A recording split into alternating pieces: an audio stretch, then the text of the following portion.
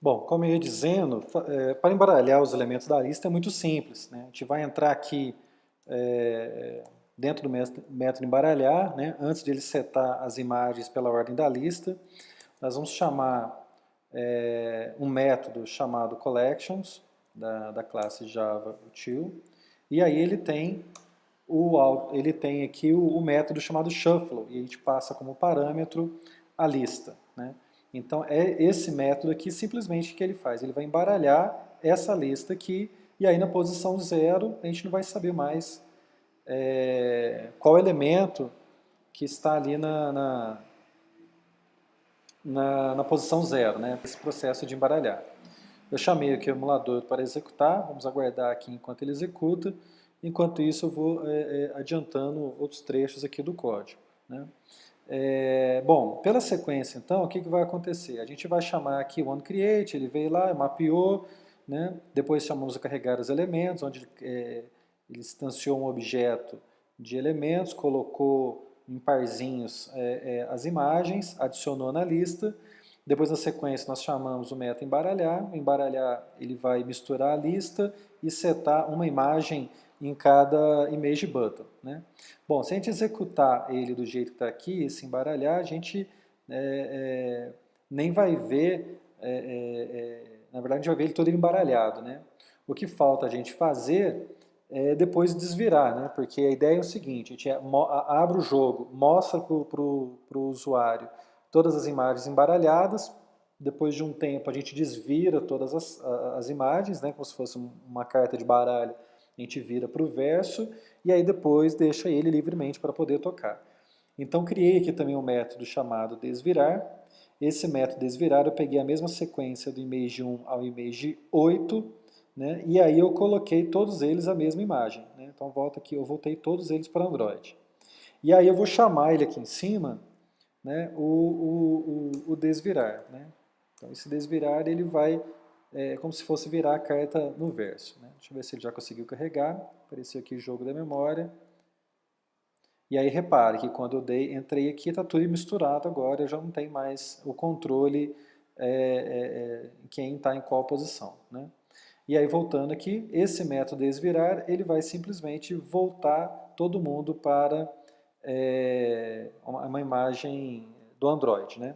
Se eu executar aqui, né, já dei o run aqui para poder ver, o que vai acontecer? Se a gente executar o aplicativo, a gente não vai ver nem o embaralhar, né? Porque vai ser tão rápido que a gente não vai conseguir nem perceber, né? Então note que ele vai estar executando, está instalando o aplicativo, vai executar, abriu, eu vou entrar, e aí ó, ele embaralhou, mostrou e desvirou, nem deu tempo da gente verificar onde estava a posição de cada um. O que a gente vai fazer agora? Esse método que faz o desvirar, a gente vai chamar ele daqui a pouco, né? Como se diz, a gente vai dar um tempinho para ele poder fazer esse desvirar, né? E como é que a gente vai fazer isso? Nós vamos utilizar um handler, que nada mais é que uma thread, né? Vocês devem ter visto isso nas disciplinas anteriores. A gente consegue, através de um outro fluxo de execução, determinar um tempo para que isso aconteça. Então, a classe pronta chama handler, eu vou clicar para o cursor ficar aqui em cima, Alt, Enter, para ele dar a importação dessa classe. Eu tenho duas bibliotecas que eu posso adicionar, vai ser do Android OS. E aí eu vou dar, né, o nome do meu objeto é h.postLaid, e aí ele pede dois parâmetros, né? O primeiro parâmetro é o que ele deve fazer, e o segundo a partir de quanto tempo. Então aqui, vírgula 2000, esse 2000 significa 2 segundos. E aqui dentro, eu vou chamar um new runable. Né? Dentro desse new runable, ele vai abrir automaticamente, quando eu dei um enter aqui pelo autocompletar, ele vai dar esse método run. E onde que o meu cursor está piscando é o que eu quero executar depois de 2 segundos. Então, depois de 2 segundos, eu quero que ele desvira. Então, vou trazer esse método para cá. Ó. Então, olha como é que ficou aqui meu método create. Eu carrego os elementos, eu embaralho, aí eu chamo esse handler, eu faço esse handler esperar 2 segundos, depois de 2 segundos ele desvira. Né? Então vamos executar agora para ver se deu certo essa estratégia.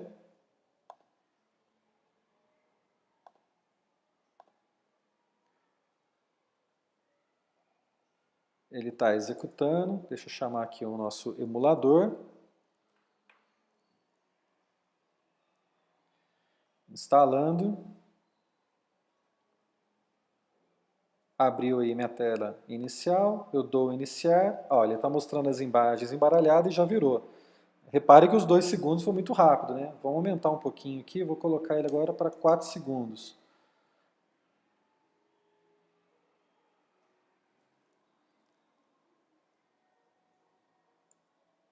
Mandei executar de novo. Instalando o aplicativo. Dei o iniciar. Ó, ele mostra as imagens embaralhadas, 4 segundos, ele desvira.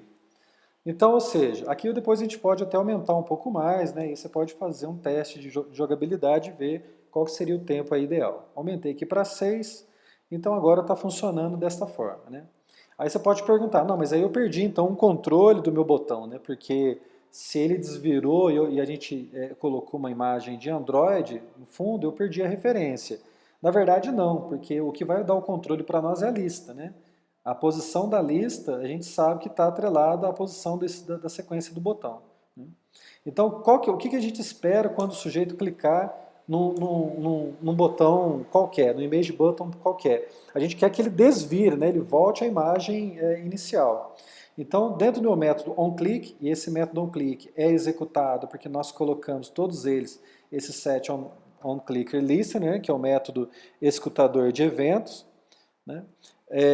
Então, toda vez que tem uma ação no botão, ele executa aqui dentro. Esse view que chega aqui de parâmetro, ele está perguntando de onde veio a ação. Então, para eu saber de qual botão que aconteceu, eu faço um if aqui. Se esse view aqui for igual ao image 1, né, que é uma image button 1, o que eu quero que faça? Bom, eu quero que ele volte à imagem original.